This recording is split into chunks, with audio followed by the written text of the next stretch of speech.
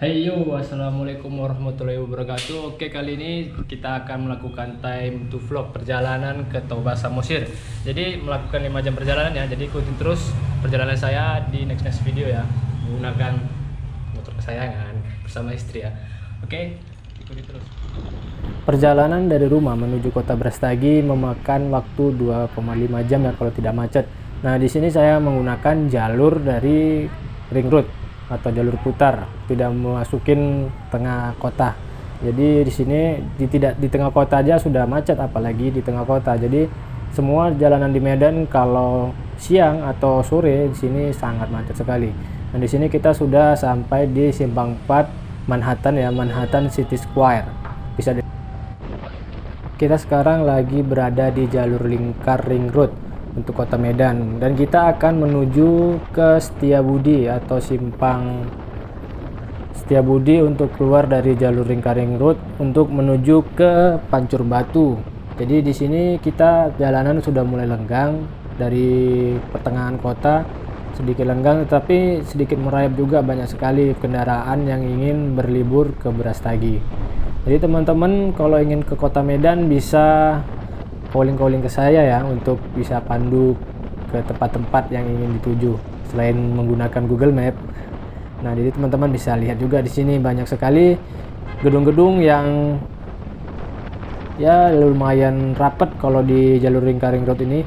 Tapi jalannya sudah menggunakan jalur 2 ya. Jadi teman-teman nggak perlu repot kemacetan yang sangat panjang. Jadi menggunakan 2 jalur. Oke. Nah, di sini kita akan nyampai ke simpang 4 dari Setiabudi ya, Jalan Setiabudi, dan kita akan belok ke kanan. Setelah belok ke kanan keluar dari jalur ring road, kita akan diarahkan ke Jalan Ledda Jamin Ginting. Jalan Ledda Jamin Ginting ini akan sangat panjang sekali kita lewatin. Dari mulai kota Medan sampai ke Simpang Merek itu namanya Jalan Ledda Jamin Ginting. Sekitar beratus-ratus kilo sampai di Jalan Merek. Jadi ini jalan yang saya lewati sekarang, Jalan Ledda Jamin Ginting.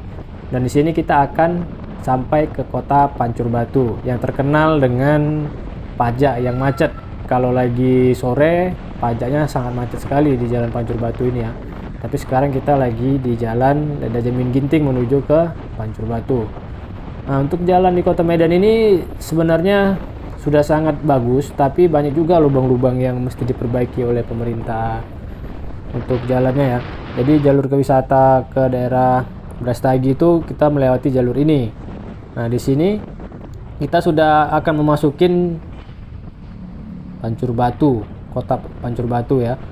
Nah, di sini sebelah kiri banyak sekali jajanan untuk oleh-oleh di bawah teman-teman, untuk oleh-oleh khas daerah Pancur Batu.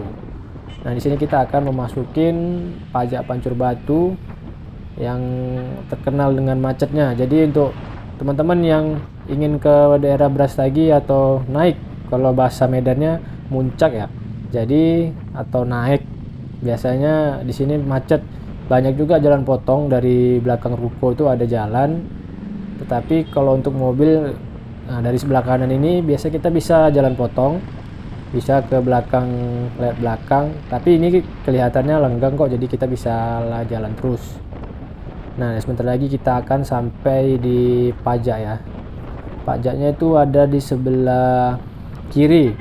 Nah, di sini kita bisa lihat ada Pak Polisi mengatur lalu lintas. Nah, di sebelah kiri ini pajak, jadi penyempitan jalan karena ada parkir mobil, angkot, semua parkir di pinggir jalan. Ada juga angkot yang berhenti sembarangan di sebelah kanan, jadi menambah kemacetan. Becak-becak bermotor juga. Nah, di sebelah kiri ada Polsek Pancur Batu ya. Nah, kita di sini sudah melewati stek 1, kemacetan yang sangat panjang.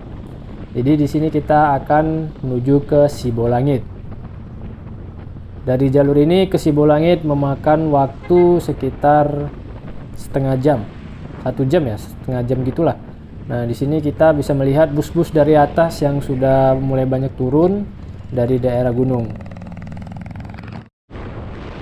Nah, di sini kita sudah mulai menanjak ya, sudah mulai kelihatan pohon-pohon yang banyak. Jadi menandain kalau kita lagi naik itu udah kelihatan banyak pohon, berarti sudah mendekati area perbukitan. Nah, di sini jalan sudah mulai banyak menikung dan ekstra hati-hati untuk jalan di sini ya, soalnya banyak tikungan tajam dan di sini mobilnya kencang-kencang semua. Jadi kita harus hati-hati dan banyak juga jalan yang berlubang. Nah, jadi sini kita akan menuju ke Sibolangit, tapi kita akan melewati namanya Sembahe. Nah, di sini sudah mulai kelihatan banyak mobil turun karena di sini hari Minggu ya, saya bertepatan. Jadi orang udah banyak turun dari atas, tapi saya malah pergi ke atas. Nah, jadi mereka udah habis masa liburannya, mereka turun ke bawah. Dan terlihat jalannya sudah mulai meliuk-liuk. Jadi sepanjang jalan ini kita menjumpai jalan berliuk-liuk sepanjang jalan, berliuk kanan kiri, tanjakan turunan. Kita lewatin semua, mendaki gunung.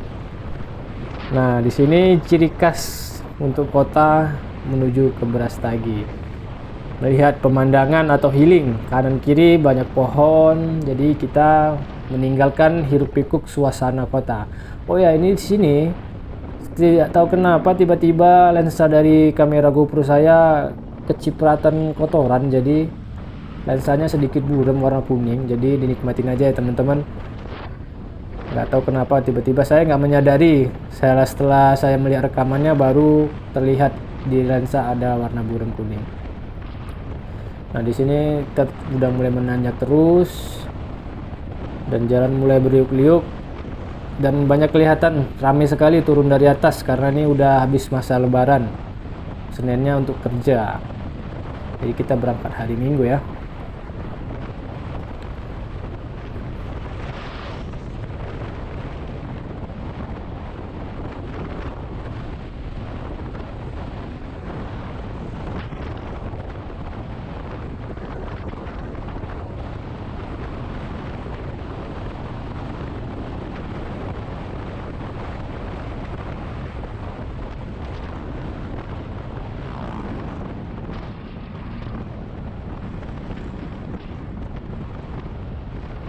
Nah, di sini kita sebentar lagi melewatin tugu perbatasan Sibolangitnya. Nah, di sini menandain kita sudah lepas dari Kabupaten Deli Serdang. Jadi kita memasukin Kabupaten Deli Serdang untuk Sibolangit.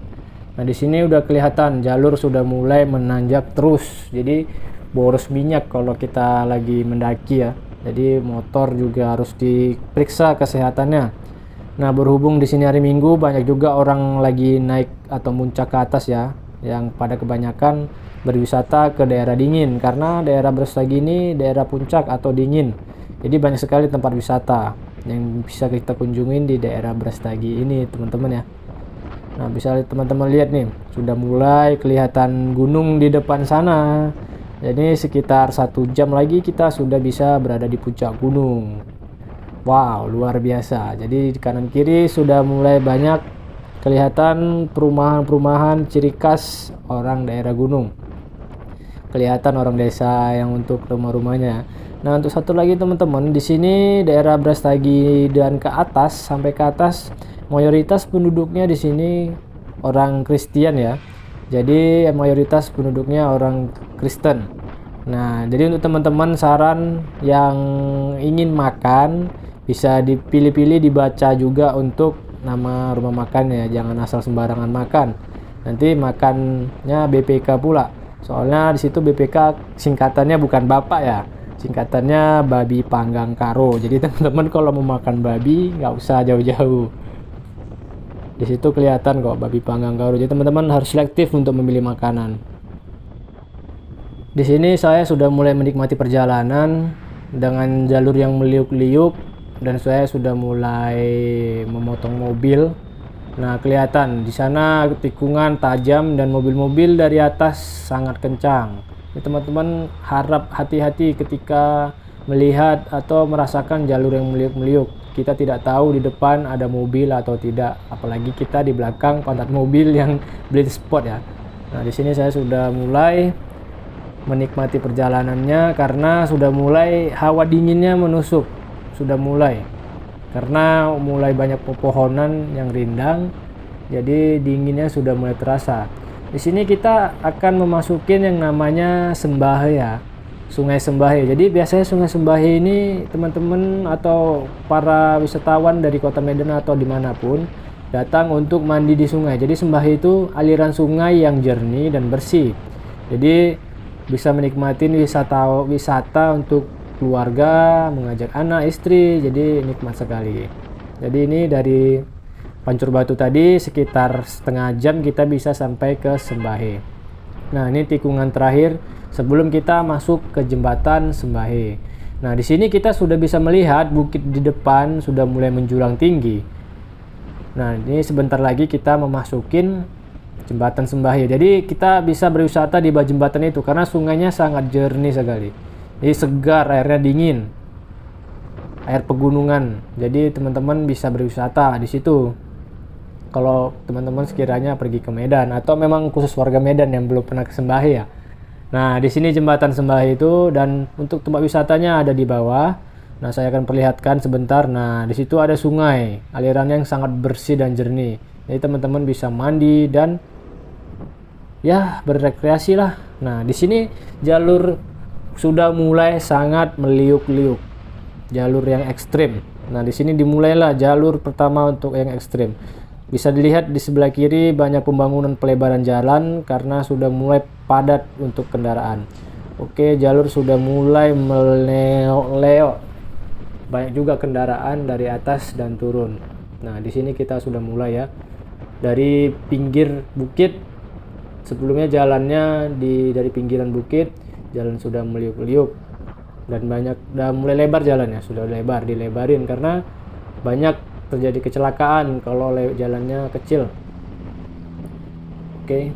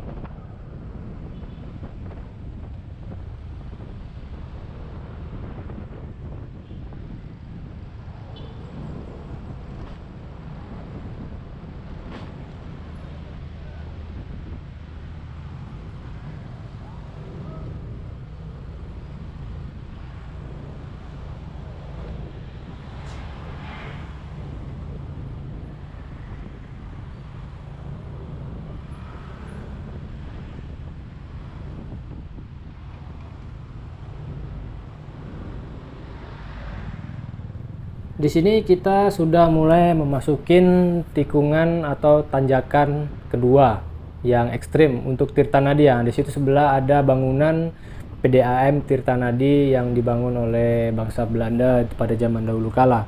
Nah, di depan ini banyak sekali tragedi kecelakaan ya, banyak mobil terjun ke bawah. Karena sini tikungannya sangat 90 derajat mungkin ya. Sangat patah. Jadi mobil dari atas dan di bawah bergantian. Dan bisa dilihat sebelah kiri sudah kelihatan jurang dan mobil dari sebelah kiri sudah kelihatan. Kita terus mendaki dan membelah bukit. Kelihatan ya. Di sini tanjakannya sudah mulai kelihatan ekstrim. Jadi di sini banyak sekali kecelakaan, longsor juga banyak terjadi di sini. Kemarin terakhir banyak mobil tertimbun longsor, ada korban jiwa ya. Nah, di sini kita sudah melewatin tikungan Tirtanadi untuk menuju ke Grand Hill atau Grand Hill Park. Di sini kita jalan terus dan kelihatan ya banyak mobil turun dari atas karena hari Minggu orang sudah selesai berwisata. Oke, nikmatin perjalanan teman-teman untuk healing dari Medan ke Brastagi part 1.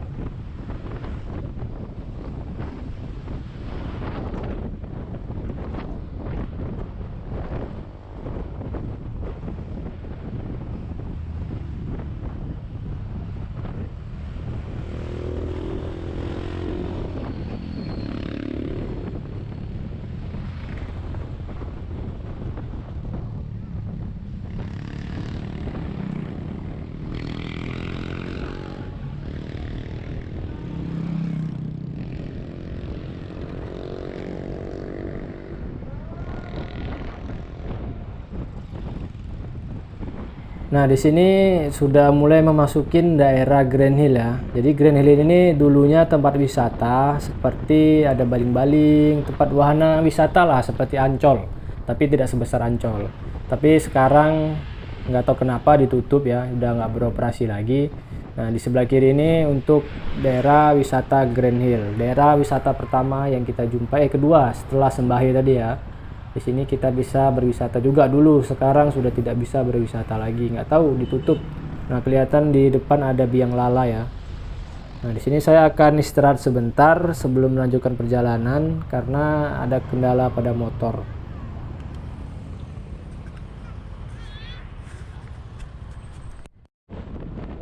Oke, perjalanan kita mulai menanjak terus ke desa Bandar Baru. Tadi setelah kita memeriksa motor, ternyata ada sedikit trouble di bagian radiator. Untuk covernya terlepas, jadi saya lepas sekalian. Nah, di sini bisa teman-teman lihat daerah sudah mulai dingin. Di sini cuaca sudah dingin, apalagi kalau malam melintas di sini, waduh dinginnya luar biasa.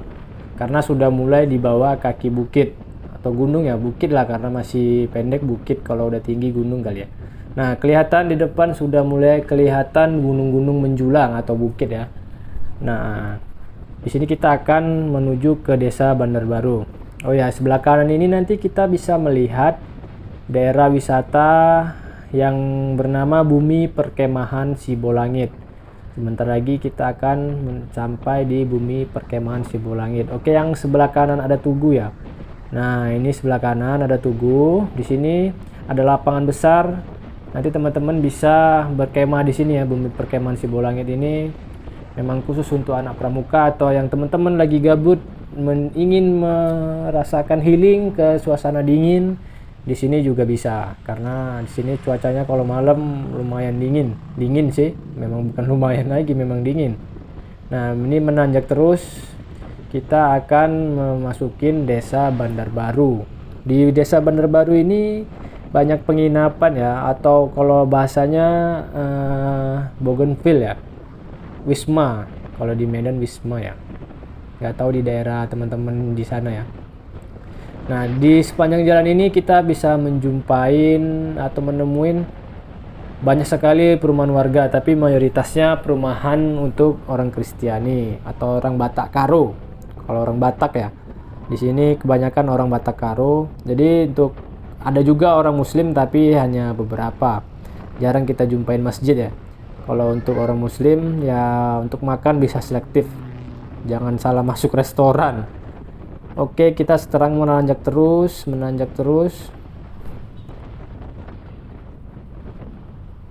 Kemudian kita terus menanjak ngelewatin. Nah, di sini sudah kelihatan banyak penginapan sebelah kanan kiri, atau teman-teman yang merasa capek bisa menginap di beberapa penginapan di sini.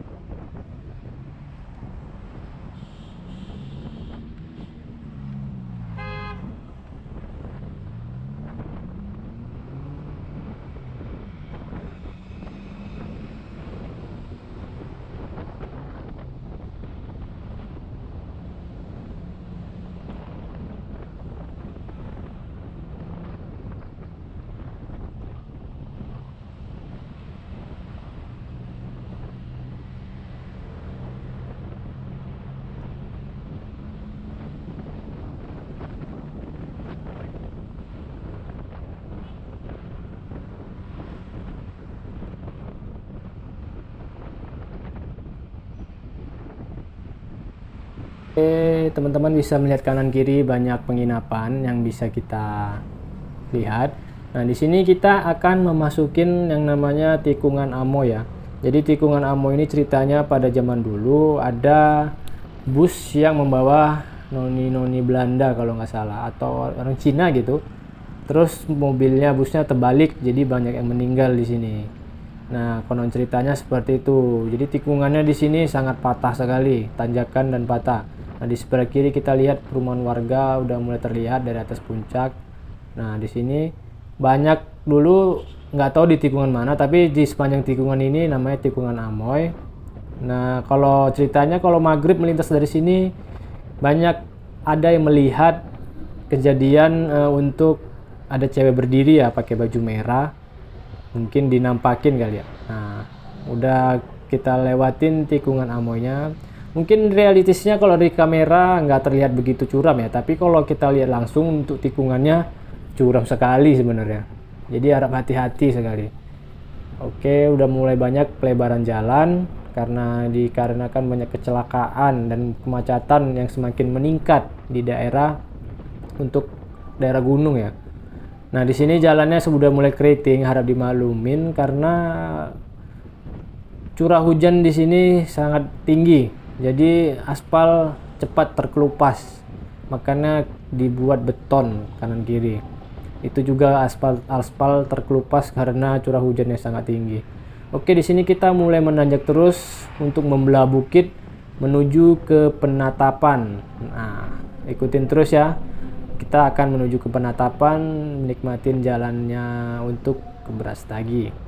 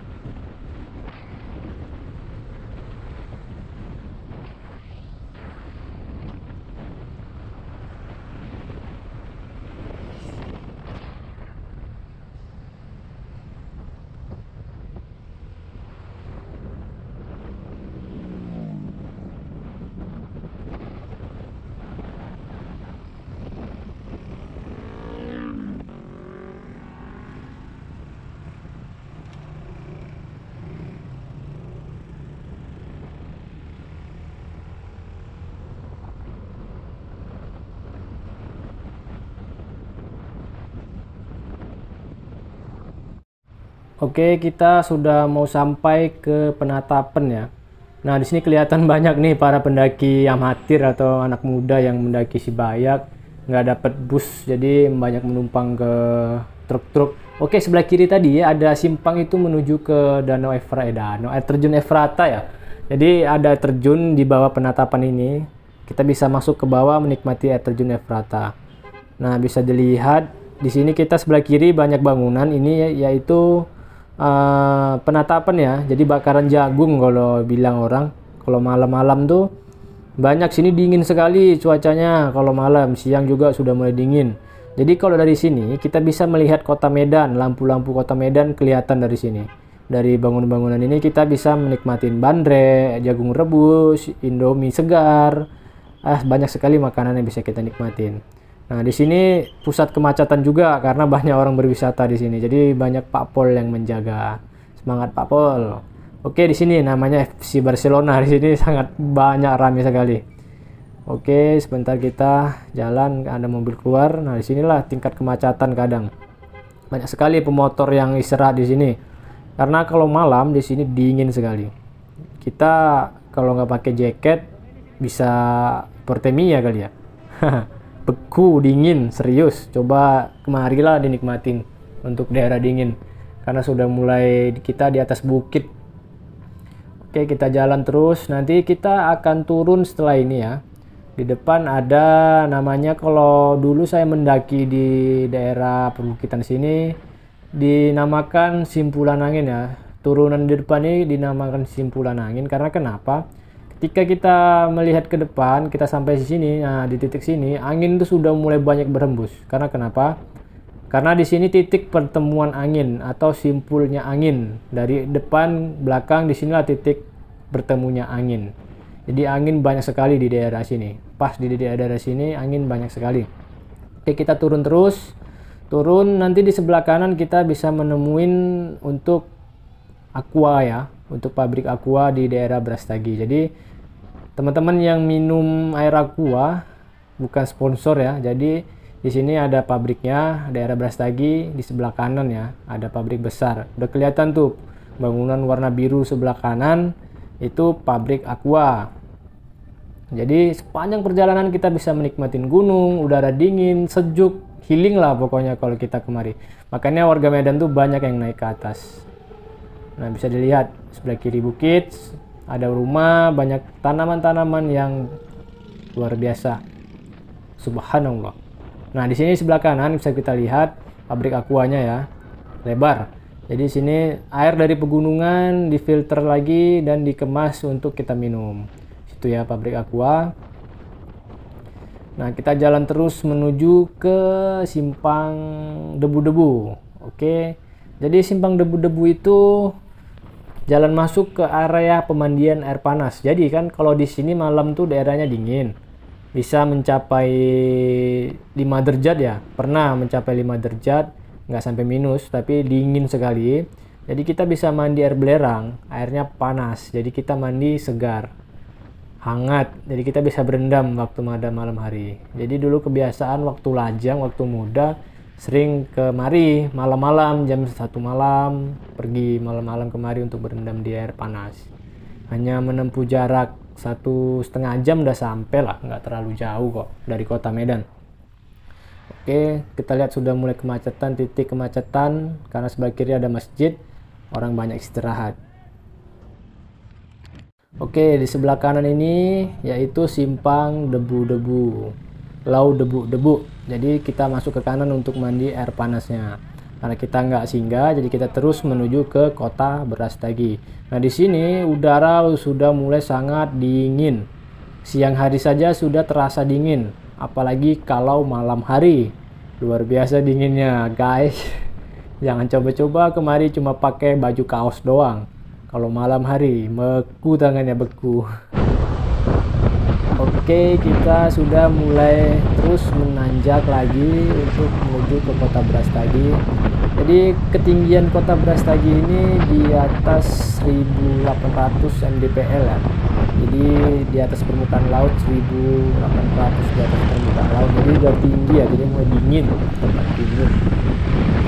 Terus kita menanjak melewati bukit. Nah, di sini kalau sudah malam, tengah malam lah jam 8 sampai pagi dinginnya luar biasa sih.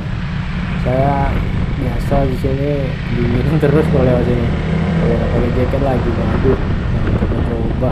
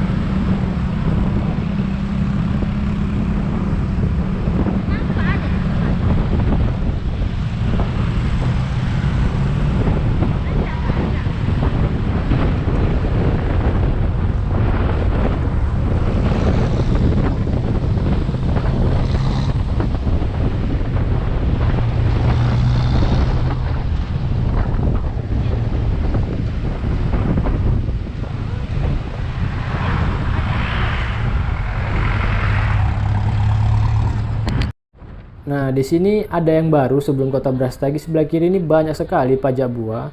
Sebelumnya saya sekitar beberapa bulan yang lalu naik, belum ada untuk pajak buah yang sebelah kiri ini.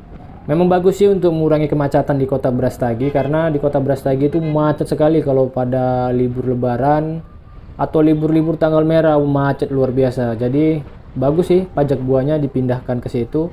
Jadi bisa mengurai kemacetan ya.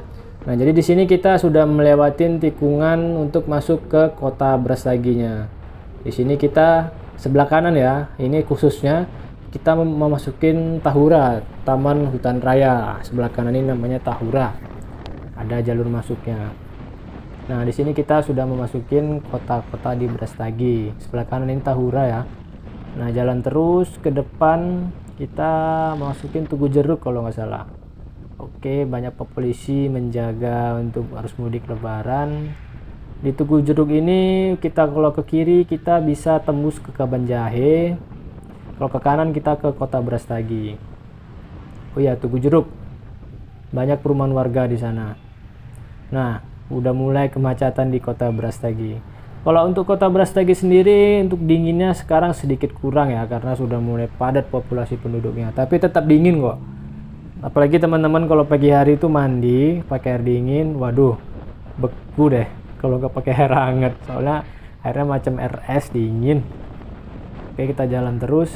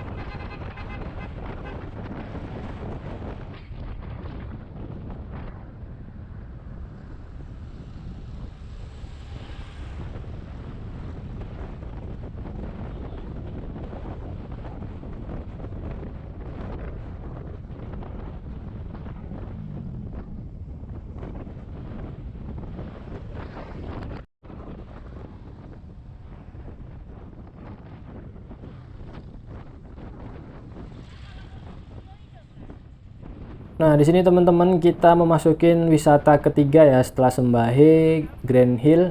Kemudian di sini kita ke Mickey Holiday. Grand Hill dan Mickey Holiday ini sama ya untuk taman wisata, tempat wisata untuk arena bermain seperti biang lala, banyak sekali arena bermain di sini. Sebelah kanan itu kita bisa menikmati rekreasi bersama keluarga. Banyak sekali wahana bermain. Tapi kayaknya roller coaster nggak ada ya. Saya soalnya belum pernah masuk ke Mickey Holiday ini, hanya lewat doang kalau kemari. Nah, di sini kita jalan terus menuju ke kota Brastagi.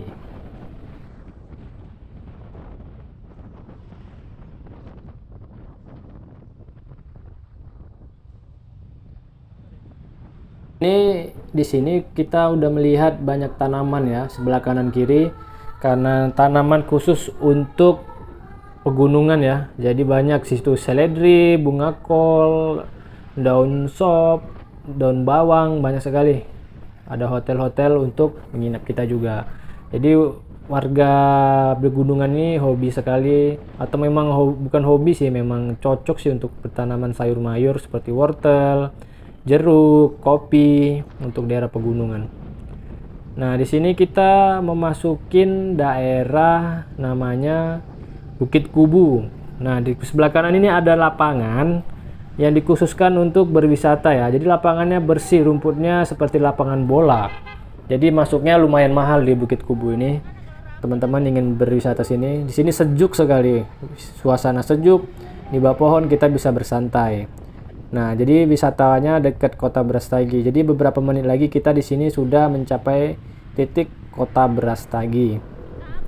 Jalanannya di sini sudah meliuk-liuk juga, khas untuk daerah pegunungan, tetapi sudah mulai padat warga. Di sini kita kebanyakan menjumpai orang Batak Karo ya, Batak Karo. Tapi di sini tetap juga sih kita harus berhati-hati atau ya lebih selektif untuk mencari makanan.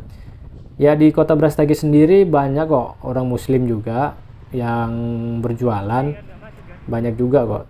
Di khusus daerah Brastagi karena tempat wisata ya, jadi bisa kita nggak perlu pilih juga banyak warung untuk rumah makan muslim. Jadi di sini susahnya untuk daerah Brastagi atau daerah ke atas untuk orang muslim yang berwisata, susah untuk cari makan yang benar-benar ya untuk muslim. Mohon maaf untuk yang nggak non muslim karena kita kan memang menjaga karena kebanyakan di sini non muslim. Oke, kita naik terus, bentar lagi kita mencapai kota Brastagi. Nah, sudah mulai kelihatan macet karena banyak yang lagi jalan-jalan di kota Brastagi. Nah, di kota Brastagi ini banyak sekali tempat wisata yang bisa dikunjungin satu persatu seperti Bukit Gundaling. Banyak deh tempat wisata yang bisa kita kunjungin. Berwisata kuda, ke Gunung Sibayak, dari sini juga aksesnya. Atau dari Laut Debu-Debu tadi kita bisa ke Danau Sibayak, ke Sibayak ya, ke Gunung Sibayak. Jadi kita bisa dari sana. Di sini kita sudah mulai memasukin kota Brastagi. Nah, di depan nanti ada Tugu Perjuangan namanya. Di situ Tugu untuk kota Brastagi. Kota Brastagi nggak terlalu lebar sih, lebar ya. Untuk kotanya sendiri ya segitulah karena di daerah pegunungan. Jadi ya rumahnya di bawah bukit, ada yang di atas bukit. Nah, itu kelihatan Tugu Perjuangan kota Brastagi. Oke, kita sampai jumpa di next vlog atau vlog kedua, part 2. Kota Brastagi ke Merek ya, atau ke Tele. Jadi kita akan trek panjang lagi. Nah, jadi cukup sampai di sini untuk daerah dari Medan ke Brastagi. Jadi semoga teman-teman menikmatin. Ditunggu part kedua dari Brastagi ke Tele. Saya akan sambung terus sampai Tele. Oke, see you. Bye-bye di part 2.